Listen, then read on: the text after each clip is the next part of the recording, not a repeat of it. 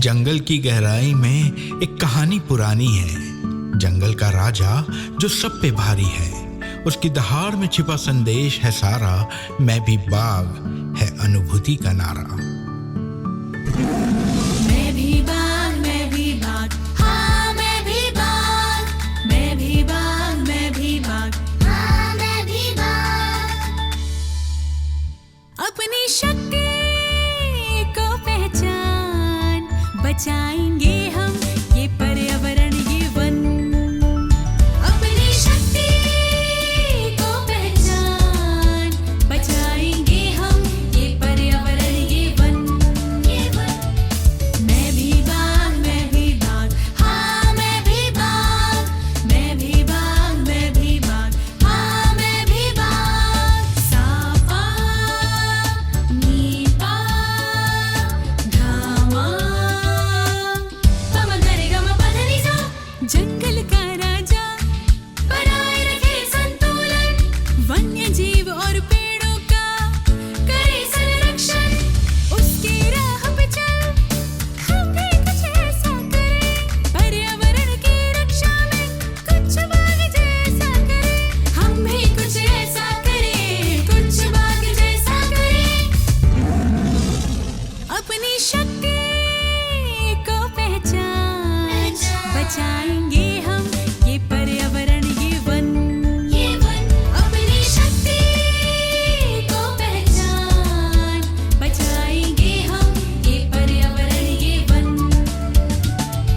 मैं भी बाघ, मैं भी बाघ, हाँ मैं भी बाघ, मैं भी बाघ। बता रहा हूं मैं आपको, है ना।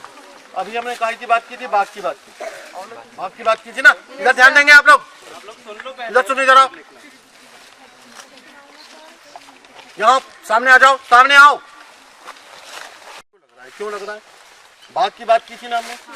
बाघ की कि जहाँ बाघ होगा वहाँ सब कुछ अच्छा होगा, वहाँ की वनस्पति भी अच्छी होगी।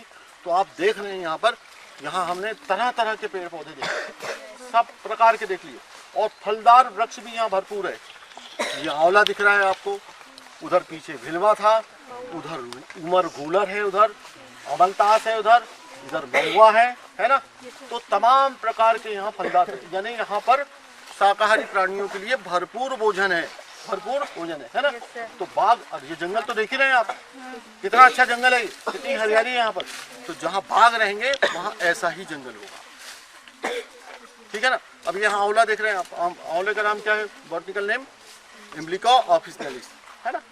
तो ज़्यादा उस पर ध्यान देने वाली बात नहीं है। क्या आंवले का उपयोग क्या होता है? आंवला हर्रा बेड़ा मिला के त्रिफला बनता है। क्या? त्रिफला चूर्ण, है ना। आंवला, हर्रा और बेड़ा, तीन चीजों, ठीक है ना। चलो तो कहाँ भमोड़ी वाला यही है कि आगे? यही आगे है।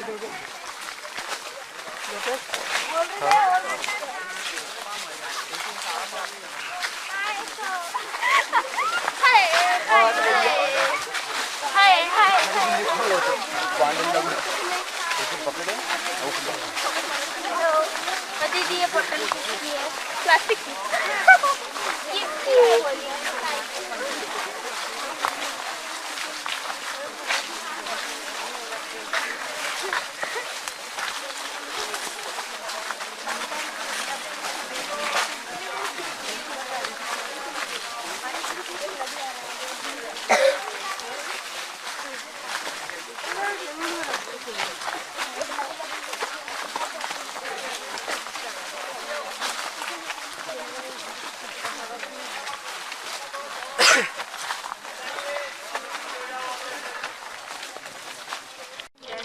ठीक है ना।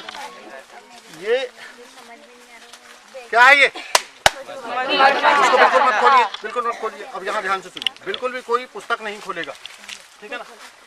यहाँ ध्यान सुनिए। ये वाला जो छत्ता है ना, ये पूरा इसका समय समाप्त हुआ। मतलब समय यानी मधुमक्खी ने छत्ता बनाया, जो भी उसका प्रजनन वगैरह करना था उन्होंने किया वहाँ, और उसके बाद में ये उड़ गई, है ना, उड़ गई, है ना। तो ये जो छत्ता जो है टंगा हुआ था कहीं पर, अब इसमें एक आध मक्खी दिख रही है इसमें, है ना। तो ये हमने क्या किया यहाँ पर आपको बताने के लिए इसको यहाँ पर लाके लगा दिया, ठीक है ना। अब देखिए सबसे महत्वपूर्ण बातें हैं आपके मतलब जीवन के लिए भी हमारे सबके लिए, ठीक। जो कीट होते हैं, मैं कीट के बारे में बार बार बोल रहा था ना। कीट क्या होते हैं? कीट क्या होते हैं? छोटे जो तितलियां होती है, जो पंख वाले जो होते हैं ना, सब ये कीट होते हैं। कीट का क्या महत्व है? और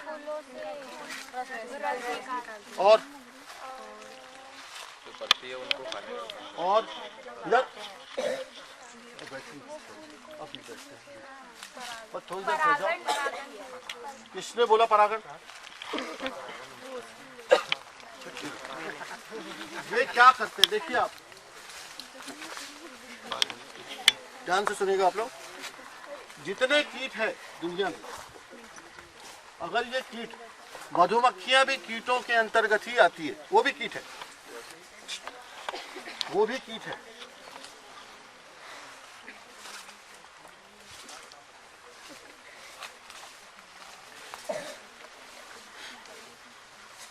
जो जितने भी कीट है ना दुनिया में, उसमें मधुमक्खियां भी कीटों में ही आती है। इधर ध्यान है आप लोगों का? उधर भाई बात नहीं है ना, आवाज आ रही। थोड़ा दूर चल जाओ ना, बात करो, नहीं कोई दिक्कत नहीं। थोड़ा तो उधर क्या बताना है बता दो। जो कीट होते हैं ना, जितनी दुनिया में जितने पेड़ पौधे हैं, जितनी वनस्पतियां हैं, उनका परागण यानी पॉलिनेशन कौन करते हैं? पूरों का नहीं करते। 75% वनस्पतियों का परागण कीट करते हैं, 75%। और उनमें से भी 50% वनस्पतियों को परागण कौन करता है? ये मधुमक्खियां करती है, ठीक है ना। अगर दुनिया में ये कीट जिस दिन समाप्त होंगे तो पूरी दुनिया समाप्त हो जाएगी। तो परागण करने से क्या होता है? परागण होने से क्या होता है? पॉलिनेशन होने से क्या होता है? बीज बनते हैं। अगर वो नहीं बनेंगे तो हमारा भोजन, हमारी भोजन की थाली हमसे छिन जाएगी, ठीक है ना। तो कीटों का क्या महत्व समझ गए आप लोग? अब देखिए हम प्रकृति की बात करते हैं। मैं बताऊं, हमारे जो गुरुजन है उन पर दोष नहीं लगा रहा हूँ। हमारी जो शिक्षा पद्धति है वो तो निश्चित रूप से दोषपूर्ण है, क्योंकि हमको नेचर एजुकेशन के बारे में प्रारंभ से ही, प्राथमिक शाला से ही जानकारी नहीं मिल पाती। अब एक कितनी बड़ी विडंबना है कि आप लोग जो है कीटों के महत्व के बारे में कुछ लोग जानते हैं, बाकी अधिकांश लोग नहीं जानते। जब हम इनको जानेंगे तभी तो हम इनको बचा पाएंगे ना, कि क्या करते हैं ये, ठीक है ना। तो इनके बारे में जानना, यानी ये 75% वनस्पति का, इसको अगर देखिए कीट, अगर क्या कुछ है नीचे, कुछ है क्या, वो कौन बात कर रहा है? चक्कर है। नहीं बैठ जाओ, बैठ जाओ। मधुमक्खियां और कीटों को हम काय से मार रहे हैं? कीटनाशक से। कीटनाशक मधुमक्खियों को भी कीटनाशक से ही मार रहे हैं, क्योंकि कीटनाशक जिन फूलों पे हम डालते हैं कि नहीं, वनस्पतियों पे, तो ये मधुमक्खी उसका रस चूसती है, वो भी मर रही है। तो मधुमक्खियां भी, मालूम है आपको, हमारे क्षेत्र में लगभग 80% समाप्त हो गई। जिसमें वो छोटी मोरस वाली होती है ना, ये वाली मक्खी, ये तो बहुत ही, यानी 95 या 98% समाप्त हो गई। बाड़ियों में लगा करती थी पहले ये, ठीक है ना। अब जो है स्थिति ये बन रही है कि हम, ये जरूर है कि शहद का उत्पादन कृत्रिम रूप से कर रहे हैं, लेकिन वो मधुमक्खियां उस एरिया के लिए फायदेमंद है, क्योंकि इनका दायरा 10 किलोमीटर होता है घूमने का या पराग लेने का, कितना, जहाँ पर कौन सी जो बड़ी वाली भौर होती है उसका, ठीक है ना। तो वो जैसे जैसे उत्तराखंड में बहुत ज्यादा उत्पादन हो रहा है शहद का, है ना। भारतवर्ष दुनिया का सबसे बड़ा शहद उत्पादक और शहद निर्यातक देश है, ठीक है ना। तो ये कृत्रिम उत्पादन के ऊपर निर्भर है। जो प्राकृतिक रूप से जो मधुमक्खियाँ लगी थी उसको हमने नष्ट कर दिया, या तो जला के निकालने से या कीटनाशक से। ये सब मधुमक्खियाँ लुप्त होने की कगार पे आ रही है, इनको बचाना बहुत जरूरी है। अल्बर्ट आइंस्टीन का नाम सुना है क्या आपने? महान वैज्ञानिक है। इन्होंने ये बताया है कि अगर मधुमक्खी इस संसार से जब भी विलुप्त हो जाएगी पूरी तरह से, तो दुनिया 4-5 साल में दुनिया भी खत्म हो जाएगी, ठीक है ना? और ये बात बिल्कुल सत्य है। तो अच्छा, मधुमक्खियों की प्रजातियों के बारे में हल्का थोड़ा सा, इसकी कुल मिला के दुनिया में 20,000 प्रजातियां हैं। कितनी है? 20,000। 5 प्रजातियां केवल शहद देती है। कितनी प्रजातियां? 5 में से छिंदवाड़ा में 5 उपलब्ध है ना? तो जो मतलब उपलब्ध कम है और जिसका शहद सबसे ज़्यादा महंगा है वो है बड़ी कोठी। चलो क्रम से चलते हैं अपन। सबसे पहले तो आती है भौर, बड़ी मधुमक्खी। उसका दायरा 10 किलोमीटर घूमने का है, ठीक है ना? जहाँ छत्ता रहता है 10 किलोमीटर की परिधि में वो घूम सकती है। और शहद जो है 60 किलो तक के वो शहद उत्पादित करती है इधर। फिर उसके बाद में आती है सतपुड़िया। सतपुड़िया कहाँ लगती है? ये तो लगती है कहाँ? बड़ी मक्खी जो भौर रहती है बड़े बड़े पेड़ों पे, बिल्डिंगों में रहती है। और सतपुड़िया कहाँ लगती है? सतपुड़िया जमीन के अंदर, है ना? खोखले पेड़ों में, है ना? 2 जगह। और ये सतपुड़िया क्यों कहती है? कहते हैं इसको, उसमें 7 छत्ते होते हैं, 7 छत्ते होते हैं, है ना? और जगह अगर बड़ी मिल गई जैसे जमीन है तो उसमें 14 छत्ते भी हो सकते हैं। ये भी 10, 15, 20 किलो तक का शहद देती है। उसके बाद में आती है ये वाली मोरस, है ना? ये छोटी मछली, इसका शहद जो है औषधि के लिए बहुत, सब शहद, सारे के सारे शहद औषधि में उपयोग होते हैं, लेकिन अच्छा इसको भी माना जाता है ना? सबसे अच्छा तो नहीं, लेकिन अच्छा माना जाता है इसको, है ना? तो ये इसका दायरा घूमने का कितना है? 3 किलोमीटर परिधि में, है ना? इसके बाद में आती है बड़ी कोठी लगती है पोले झाड़ों में। ये झाड़ों पे लगती है, बड़ी कोठी लगती है पोले झाड़ों में। पोले झाड़ों में क्या होता है? इसका शहद, बड़ी कोठी का शहद आधा किलो तक, 1 पाव से आधा किलो तक के निकलता है, ठीक है? इसका शहद 15 से 20 हज़ार रुपये किलो तक का बिकता है। कितना? बड़ी कोठी का शहद, ठीक है? उसके बाद आती है छोटी कोठी 50 ग्राम से 100 ग्राम शहद देती है ना? इसका दायरा 1 किलोमीटर, आधा किलोमीटर रहता है घूमने का। ये भूल कर जंगल में आती है, इसे अपने कान के आसपास घूमती है, वो होती है कोठी, है ना? ये भी पोले पेड़ों में रहती है ना? इसका दायरा आधा किलोमीटर से 1 किलोमीटर तक होता है ना? तो 5 उत्पादन करने वाली हो गई मधुमक्खियाँ और 20,000 इसकी प्रजातियाँ हो गई। और मधुमक्खियों के बिना हमारा जीवन, या कीटों के बिना जीवन हमारा संभव नहीं। अब ये कीटों को बैलेंस करने वाले कौन है? पक्षी। किसने बोला? आप ही आप बोल रही हो, क्या बात है? अच्छा, मालूम, चलो ठीक है। कीटों को एक बात यहाँ पर थोड़ी सी समझने वाली है, बस पक्षी पे आइए अपन चले। क्या है कि किसी की भी अति को बर्दाश्त नहीं करता, चाहे वो कोई प्राणी हो, चाहे वनस्पति हो, चाहे कोई भी, है ना? ठीक है ना? तो जैसे हम लोग, अति का मतलब हुआ कि ज्यादा संख्या में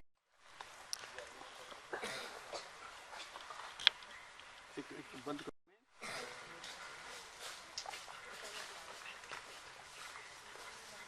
सरल तरीके से आपको हम समझाएंगे, है ना? हम लोग कहाँ बैठे? जंगल में बैठे, है ना? जमीन पे बैठे, मिट्टी, है ना? यहाँ क्या दिख रहा है आपको? घास दिख रहा है, पेड़ दिख रहे हैं आपको, है ना?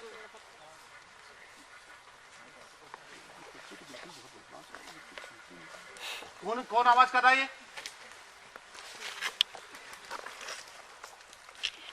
जंगल में सब घास है, ना? जितने भी निर्जीव है, निर्जीव क्या है? जितने प्रकाश, वायुमंडल पूरा निर्जीव है, कार्बन डाइऑक्साइड निर्जीव है, ठीक है? जमीन, मिट्टी निर्जीव है, जो खनिज होते हैं वो निर्जीव है, पानी निर्जीव है, ठीक है ना? ये सब निर्जीव है ना? सजीव क्या है? पेड़ पौधे हैं, जीव जंतु है, ये सब सजीव है। तंत्र की बात, तंत्र यानी समझते हैं आपको? तंत्र क्या होता है? तंत्र यानी जैसे श्वसन तंत्र, क्या हुआ, लगातार चलता है, रेस्पिरेटरी सिस्टम लगातार चलता है ना। तो जो लगातार चलता है उसको तंत्र कहते हैं। ऐसा ही इकोसिस्टम लगातार चलता है, ठीक है ना। फिर सरल भाषा में दो बातें मैंने क्या बताई आपको, क्या क्या होते हैं, निर्जीव और सजीव। दुनिया में क्या है, दो ही है ना, निर्जीव और सजीव। इस पृथ्वी पर क्या है, निर्जीव और सजीव। तो ये दोनों मिलकर जितनी भी गतिविधियां लगातार चलाते हैं, ये सरल भाषा में बता रहा हूं मैं, तो ये कहलाती है इकोसिस्टम, यानी पारिस्थितिकी तंत्र। यानी अब जैसे यहाँ पर, तो यहाँ पर कैसे चल रहा है, यहाँ पर मिट्टी है, घास है ना। तो घास और पेड़ क्या करेंगे, जड़ के माध्यम से क्या करेंगे, जमीन से क्या लेंगे, वो खनिज लेंगे, पानी लेंगे और ऑर्गेनिक मटेरियल लेंगे, है ना।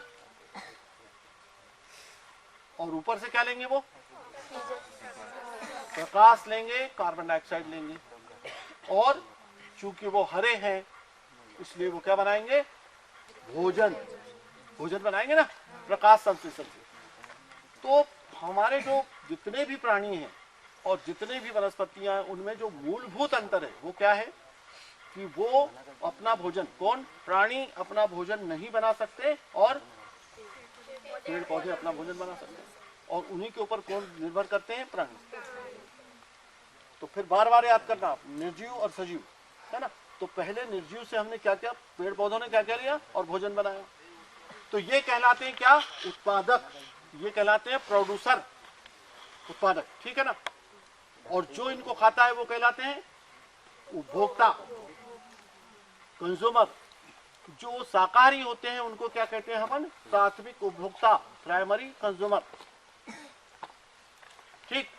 फिर जो इसके बाद में क्या है कि जो छोटे मांसाहारी होते हैं वो द्वितीयक कहलाते हैं, द्वितीयक उपभोक्ता। और इससे भी बड़े मांसाहारी क्या कहलाते हैं, तृतीयक उपभोक्ता, ठीक है ना। तो यहाँ जंगल में कैसे चलता है भाई, अब ये तंत्र की बात कर रहा हूँ मैं, तंत्र लगातार चलने वाला तंत्र सब में। और ये भी बता दिया मैंने, सब एक दूसरे पर निर्भर है ना। तो घास है, ये पेड़ पौधे हैं, इनका फल है यहाँ पर, ये किसने खाया, कौन से जानवरों ने, फिर भी कौन सी प्रवृत्ति के थे वो, शाकाहारी, ठीक है ना, उन्हें खाया। फिर उनको किसने खाया, छोटे मांसाहारियों ने खाया या बड़े मांसाहारियों ने खाया। फिर छोटे मांसाहारियों को किसने खाया, बड़े मांसाहारियों, है ना। अब यहाँ इस जंगल में सबसे बड़ा मांसाहारी कौन है, टाइगर, है ना। शेर गलत, कितना गलत है, बाघ, शेर नहीं कहते, शेर तो लायन को कहते हैं, सिंह, है ना। तो किसने खाया उसको, बाघ ने। तो यहाँ पर क्या, अब जो पारिस्थितिकी तंत्र होता है ना, सीधा सा मतलब है उसका कि परिस्थिति के अनुसार चलने वाला तंत्र। तो यहाँ पर कैसे चला, वो ऊपर गया टाइगर। अब हमारे खेतों में कैसे चलेगा, उसमें कीट होते हैं, वो फसलें खाते हैं वो, और फिर लास्ट में उपभोक्ता और कौन भी हुए उसमें, मानव भी हुए, है ना।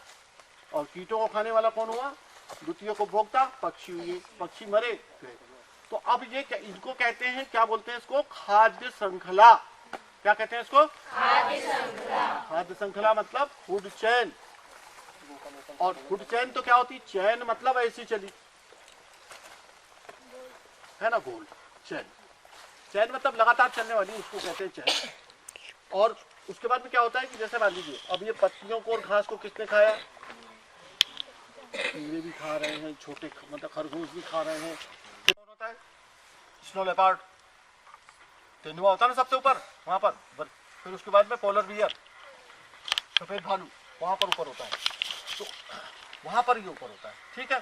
समुद्र में चला, फिर तालाब में बता, तालाब में वही जो बड़ी मछली खा लेगी या फिर उसको पक्षी खा लेगी तो वो खा लेगी, है ना। तो इस तरह से ये हर जगह इकोसिस्टम परिस्थिति के अनुसार चलते हैं, परिस्थिति के अनुसार चलने वाले तंत्र। अब समझ में आया कि नहीं आया। अच्छा देखिए, मैंने क्या बताया था कि एक दूसरे पर सब निर्भर है।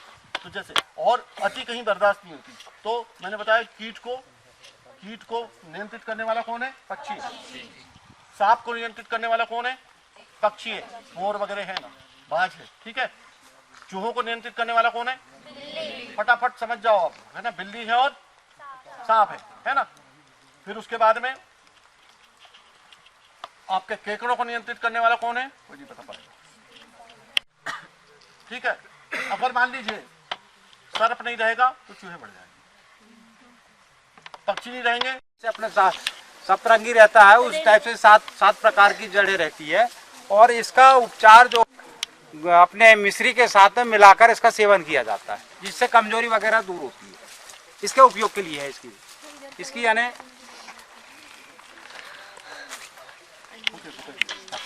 इसमें साइलेंट। जिस जंगल में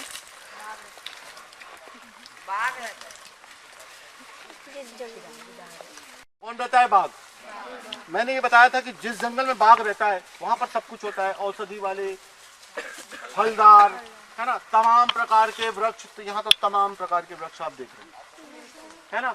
इतनी प्रजातियां यहाँ पर बहुत सारी, ढेर सारी, है ना। जो कहीं नहीं पाई जाती वो प्रजातियां हैं, और जो कहीं नहीं पाई जाती वो औषधि यहाँ पर है। औषधि वाले प्लांट्स भी, पौधे, औषधि वाले पौधे भी यहाँ पर बहुत ज्यादा है, दुर्लभ पौधे यहाँ है। तो जहाँ पर ये बात आपको समझ में आई कि नहीं आई कि जहाँ बाघ रहेगा वहाँ सब कुछ होगा, पर्यावरण की रक्षा होगी, सब सारे पौधों की, पेड़ पौधों की रक्षा होगी, और सारे जानवरों की, शाकाहारी प्राणियों की, सबकी रक्षा होगी। ठीक है ना। लेकिन इधर ये अनुभूति कार्यक्रम में आए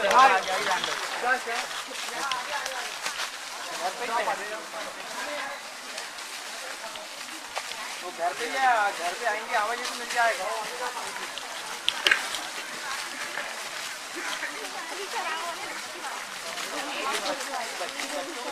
जंगल आए अनुभूति कार्यक्रम में।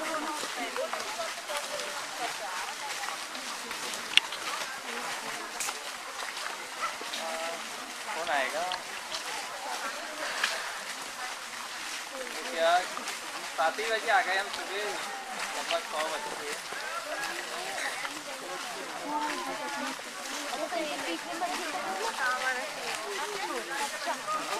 चलो बच्चे जल्दी चलो।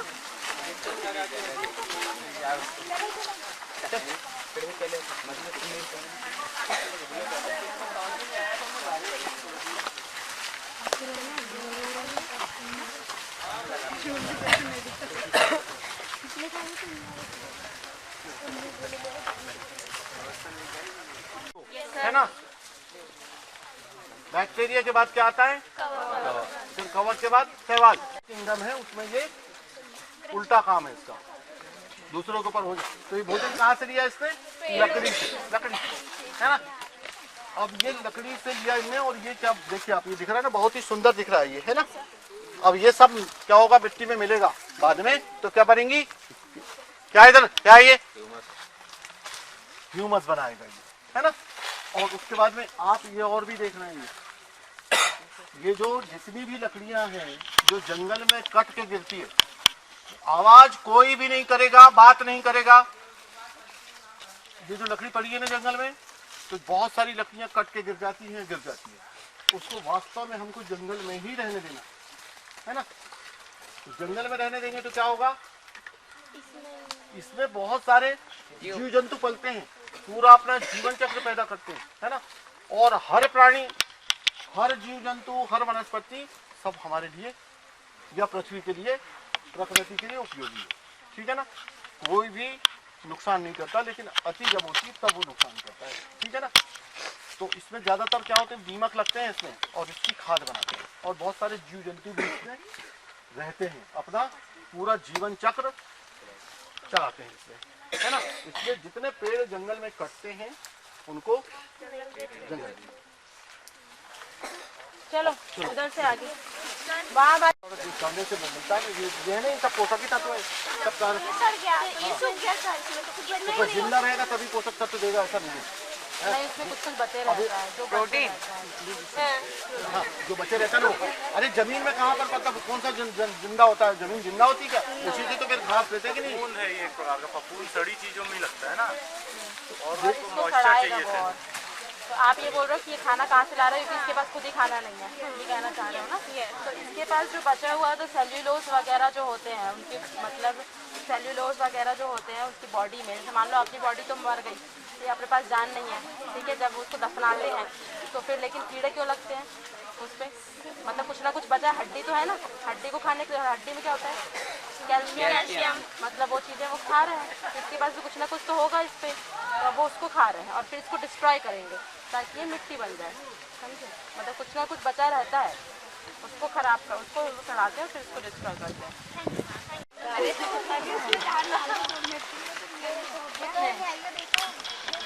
और हम लोग बिल्कुल अभी जो बैठे हैं ना कितना ठंडा लग रहा है ना? बाहर अभी जाएंगे आप तो गर्मी लगेगी, क्योंकि जो एक तो बादल भी है, बादल निकल गए तो धूप है ना, गर्मी लगेगी।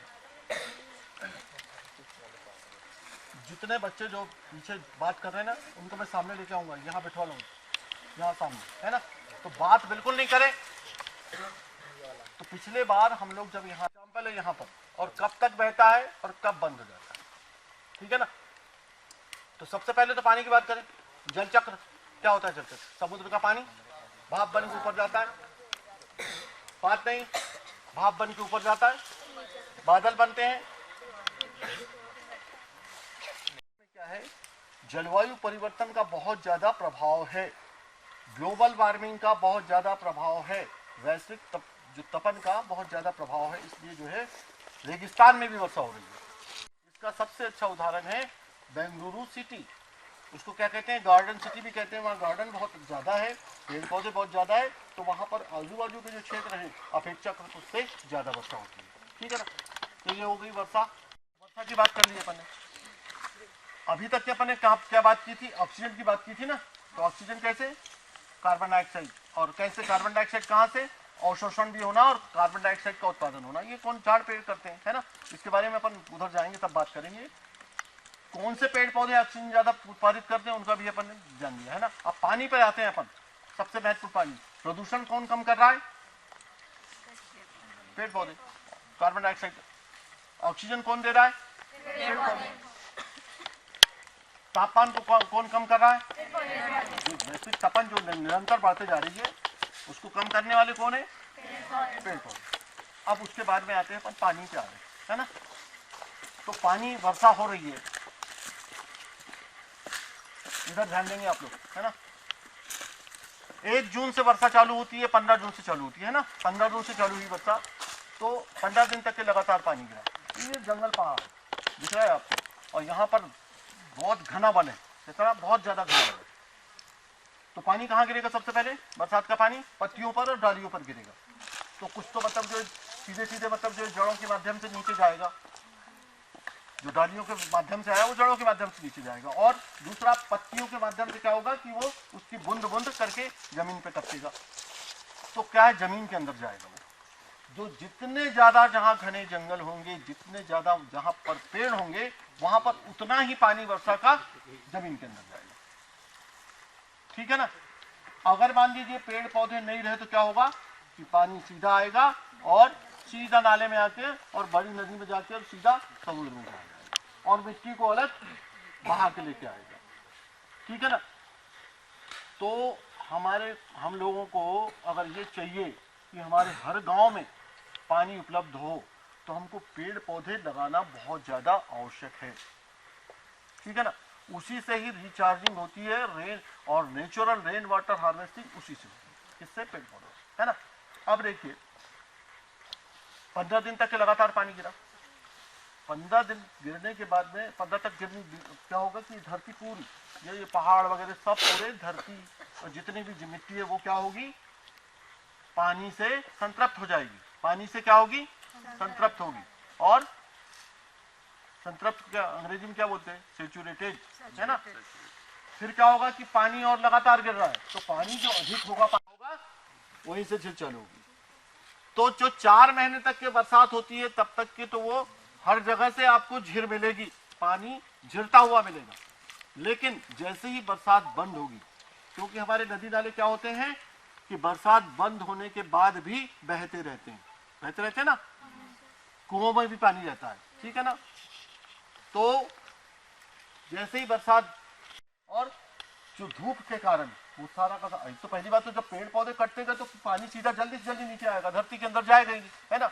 और उसके साथ साथ क्या होगा कि धूप के कारण जल्दी से वाष्पीकरण होगा उसका, क्योंकि ज्यादा धूप पड़ेगी और जल्दी से वो उसकी झीलें बंद हो जाएगी, ठीक है ना। तो इसलिए अब क्या है कि लोग कहते हैं कि भाई नहीं ये तो डैम बना दिया या वर्षा का पानी डैम बना दिया और सिंचाई हो रही है।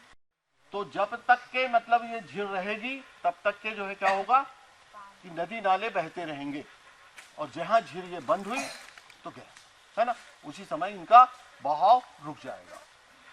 तो क्या होगा, जैसे कि मैंने गांव की बात बताया ना आपको कि गांव के आसपास जितने भी हमारे खालिस्तान है या जहाँ जहाँ पेड़ पौधे लगाए जा सकते हैं वहाँ पर आपको पेड़ पौधे लगाकर पानी को रिचार्ज करना पड़ेगा। और दूसरा, इसलिए मैं बोल रहा हूँ और बोलने की हिम्मत रखता हूँ, ठीक है ना। बाकी जो है सामान्य तौर पे कहीं पर किसी के घरों में ये सिस्टम नहीं है, वो बहुत जरूरी है। अगर वो लग जाएगा तो उससे एक सपोर्ट मिलेगा। गुजरात के हर मकान में ये ऐसा सिस्टम है, पानी, जंगली जानवरों को पीने का पानी सब उपलब्ध होगा। अब एक बात सोचिए कि ये अंतर अब जंगलों में, जहाँ जंगलों की बात कर रहे हैं अपन, जहाँ जंगलों की बात अपन कर रहे हैं तो जंगली जानवरों पर कितना संकट आता होगा, है ना। तो पहले इसी समय जब हम यहाँ आए थे तो यहाँ पानी था, यानी यहाँ पर जंगली जानवरों को पानी इधर से इधर आएंगे तो मिल जाता। अब नीचे जाना पड़ेगा, अब कुछ दिनों बाद में और नीचे जाना पड़ेगा। तो उनका जीवन क्या है कि जैसे जैसे वो बाहर जाएंगे जंगल के या उधर बाहर, यानी जहाँ से रेणु का एरिया है उसके नजदीक जाएंगे तो वहाँ पर क्या होगा कि उनका जीवन संकट में पड़ेगा, ठीक है ना। तो ये सबसे ज़्यादा जरूरी है कि अच्छा एक छोटा सा मैं आपको इसी संदर्भ में बता रहा हूँ यहाँ, इसके बाद हम चलेंगे, ठीक है। ये तो समझ गए ना आप।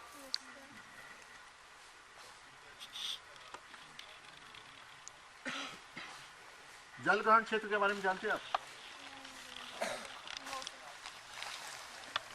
सर जी, किसको कहते हैं जल ग्रहण क्षेत्र? कैचमेंट एरिया किसको कहते हैं, किसको कहते हैं? इसके बारे में बच्चों को बताना बहुत जरूरी है। आप भी थोड़ा सा ध्यान रखेंगे इस तरफ। अपन अगर बताते जाए नेचर एजुकेशन तो बहुत अच्छा रहेगा। हाँ बताइए, आप लोग बताइए। कठिन शब्द लग रहा है जल ग्रहण क्षेत्र, कैचमेंट एरिया, जल ग्रहण। हाँ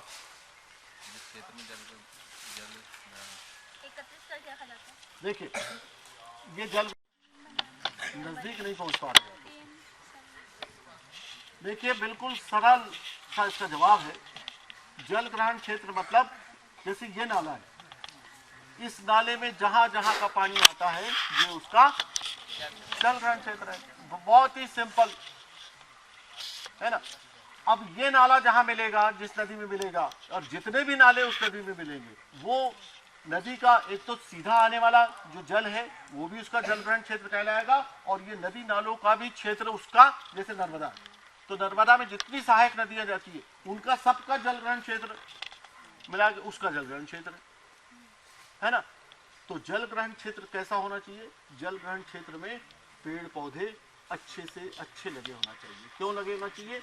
कि अगर मान लो पेड़ पौधे अच्छे से नहीं होंगे तो फिर वही बात बताया मैंने आपको, रिचार्ज, पानी का रिचार्ज नहीं हो पाएगा। मिट्टी आएगी, नदियाँ उथली होगी, नदियाँ उथली होगी तो गांव की नदियों में डोह खत्म हो जाएंगे, डोह खत्म हो जाएंगे तो पीने का पानी मवेशियों को नहीं मिलेगा, फिर हमको तैरने को नहीं मिलेगा। गांव में कहाँ है क्या स्विमिंग पूल है क्या? तो जो डोह होते हैं ना, डोह उथले हो जाएंगे, फिर तैरना नहीं सीख पाएंगे हम। तो बहुत सारी चीजें आती है इसमें कि उथले होने से क्या होगा, ठीक है ना। तो जल ग्रहण क्षेत्र जितने हैं, अब जैसे मान लीजिए अपन बात कर रहे हैं जिन गाँव में ये काम हो गया कि हमको मतलब जो है हर गांव का, अब ये कौन बनाएगा भाई? ये बनाएंगे या तो पहले भू जल संरक्षण डिपार्टमेंट था। आप लोग कोई अगर का पानी पीना है तो हमको पेड़ पौधे लगाना बहुत जरूरी है ना। अब यहाँ से अपन आगे बढ़ के चले क्या? अब ये लास्ट से नदी वाला एरिया आएगा। एक विषय को छू ले। कहाँ है वो अतुल? कहाँ अतुल? अतुल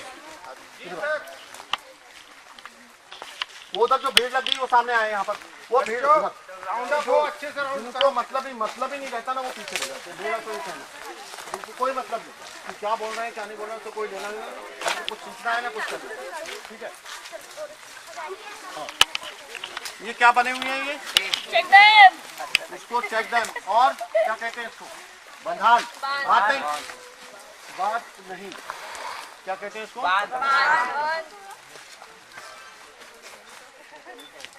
यहाँ पर एक वो बामी भी दिख रही है आपको, दिख रही है ना, बामी है ना वो, छोटी है बामी लेकिन है बामी, है ना। बामी में कौन रहता है? दीमक रहती है, दीमक। उसके बारे में बाद में बताएंगे अपन। ये देखिए सबसे पहले अतुल अतुल इधर इधर आओ तुम। जी जी ये चेक डैम के बारे में अपन कैसे कहाँ शुरुआत डिस्कस है ना।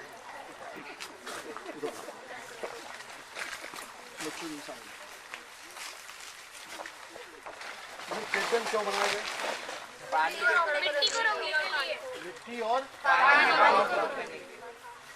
मिट्टी रुकेगी तो क्या होगा? मिट्टी उधर नदी में या इसको क्या कहते हैं हम? झुर्रा। झुर्रा छोटा सा नाला है, झुर्रा। झुर्रा या झुर्रे मतलब ढेर सारे जो इसको बोलते हैं झुर्रा। झुर्रा यानी छोटा सा नाला।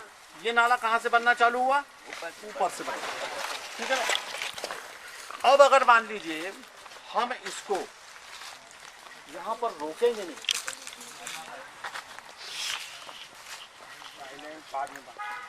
यहाँ पर अगर हम इसको रोकेंगे नहीं तो क्या होगा? बड़ा नाला बन जाएगा। बड़ा नाला बन जाएगा। जैसे बताया था वहाँ पर बताया था ना। तो क्या होगा? जैसे ये पेड़ है, ये गिर जाएंगे, है ना, और चौड़ा होता जाएगा। इससे फायदे क्या हो रहे हैं? पानी तो धरती के नीचे जा रहा है। फिर इधर और कोई बात इशारा करो भाई, इशारा करो।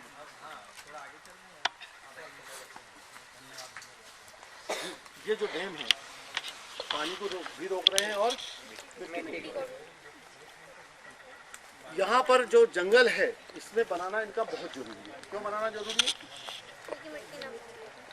शांत रहेंगे भाई, उधर शांत आवाज। ये जंगल चेक डैम में चेक डैम बनाए, जंगलों में चेक डैम ऐसे झुर्रों पर या छोटे नालों पर बनाए ही जाते हैं। क्यों कि नाले को चौड़े नहीं होते। ठीक है। बहुत सारे जो छोटे छोटे पौधे भी इसके यहाँ पर, जैसे यहाँ पर कभी कभी आपको देखने में मिलेगा, ये भी पहला साल है इसका, है ना। जहाँ मिट्टी रुकेगी तो वहाँ पर बीज उग जाएंगे। कहाँ पर?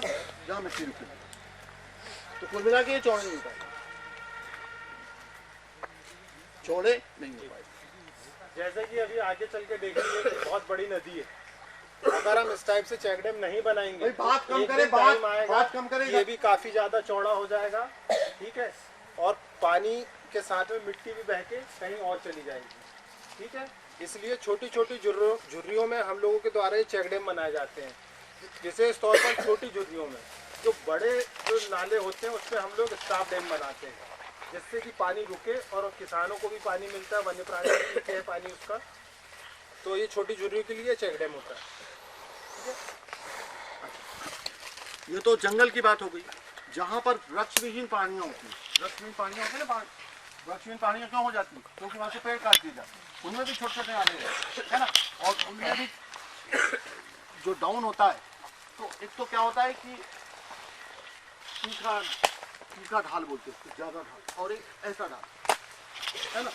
तो जब ऐसा ढाल हो, समाजगिरी वाले कौन है स्कूल में? यहाँ पे हाथ खड़ा करो। आपके स्कूल के पीछे ये पंचायत के द्वारा खुदे कंतिया देखियो आपने, उन्हीं की बात कर रहे हैं सर। देखा करो थोड़ा आजू बाजू की सर क्या बोल रहे हो और हमने देखा है कि नहीं। ठीक है। किस लिए बनाए जाते हैं सर बताएंगे। तो जो इसको क्या कहते हैं हम? कंटूर स्ट्रेंथ, समोच्च खंती, यानी क्या है वो ढाल जैसा जैसा चलता है ना उसके अनुरूप बनती है।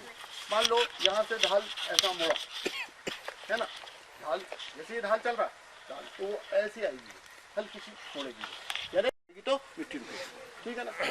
और उसके बाद ये जो जितने वृक्षविहीन पहाड़ियाँ, जितनी भी वृक्षविहीन पहाड़ियाँ हैं, इनमें हम क्यों बनाते हैं? ये क्यों बनाते हैं? कि वहाँ पर पानी वहाँ जाए, धीरे धीरे उसको पौधे आएंगे। ठीक है। ये जो जैसे क्या होता है, अब ध्यान देना, हमको बुखार आ गया, है ना, तो बुखार आई तो हम सबसे, ठीक है ना, लेकिन वो पूरी बीमारी को समाप्त नहीं करता।